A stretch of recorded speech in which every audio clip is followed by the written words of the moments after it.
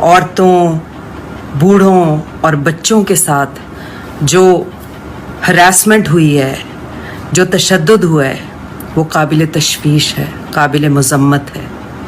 ہم کہاں رہ رہے ہیں؟ ہم مقبوضہ کشمیر میں رہ رہے ہیں؟ ہم فلسطین میں رہ رہے ہیں؟ کیا ساری دنیا دیکھ رہی ہے؟ اس ملک کے جو رسپانسبل ہیں ہماری سیکیورٹی کے، وہ نہیں دیکھ رہے کہ ان کے ساتھ کیا سلوک ہو رہا ہے؟ خدا کے لیے اس چیز کو روکیں۔ عوام اپنا حق استعمال کر رہے ہیں اور انہیں یہ حق استعمال کرنے سے نہ روکیں۔ یہ ہر نیشن کا حق ہے کہ وہ اپنی مرضی کا لیڈر چنیں through proper and fair elections. ہم بھی یہی حق ڈیمانڈ کر رہے ہیں اپنا، تو ہمارے ساتھ یہ سلوک ہوگا؟ اس کا مطلب یہ ہے کہ کل کو کوئی بھی مجرم اس ملک میں دندناتا پھرے گا اور عوام کے لیے ایک تھریٹ ہوگا اور اسے نہیں پکڑا جائے گا۔ سوچیں۔